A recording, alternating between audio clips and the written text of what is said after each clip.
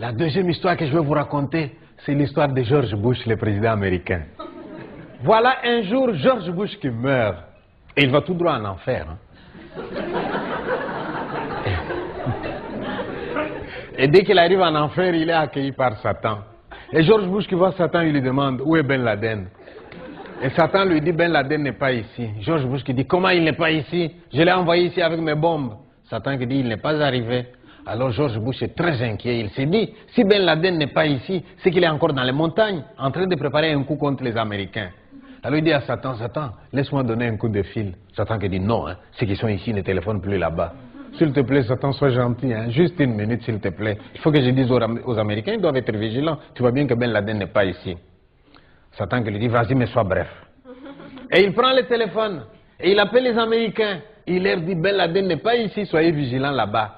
Et il dépose le téléphone. Dès qu'il a déposé le téléphone, Satan lui tend la facture de la communication téléphonique. Et vous savez combien il lui demande? 10 millions de dollars. George Bush qui dit, quoi? Je veux parler pendant 1 minute seulement et tu me demandes 10 millions. Satan qui lui dit, ah oui, les États-Unis, c'est pas la porte d'à côté. Hein. Allez, tu payes.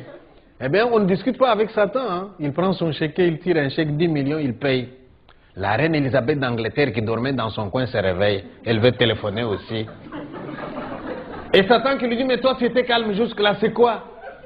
La reine qui dit, laisse-moi téléphoner. Tu sais, l'accident de Diana, là, c'est pas clair. Hein. Je voudrais savoir où ils en sont avec les enquêtes. Elle prend le téléphone, elle aussi. Elle parle pendant 2 minutes. Dès qu'elle a fini, facture 10 millions de livres sterling. Mais Satan, t'es pas gentil, hein? Satan qui dit, je n'ai jamais été gentil, moi. Allez, tu payes. Elle prend son chèque, elle tire un chèque, elle paye. Il y a un troisième, un dernier qui va appeler. Et le troisième, vous savez comment il s'appelle? Mobutu, l'ancien dictateur du Congo. Et là, Satan qui dit au Mobutu, Mobutu, toi tu t'es calme, hein? Tu es assez dérangé comme ça quand tu étais sur terre. Mobutu qui dit, il ne faut pas exagérer, hein? J'ai dérangé quand j'étais sur terre. Allez voir maintenant après moi, tiens. Eh bien, il prend le téléphone.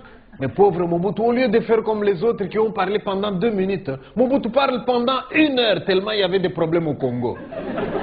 Et dès qu'il a fini, hein, Satan lui donne la facture de la communication téléphonique.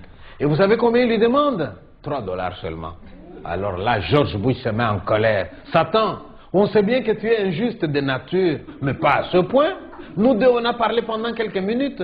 Tu nous demandes des millions. Et Mobutu parle pendant 1 heure, tu ne lui demandes que 3 dollars. Et Satan qui regarde, qui lui répond, ça vous étonne? De l'enfer au Congo, c'est une communication locale, non?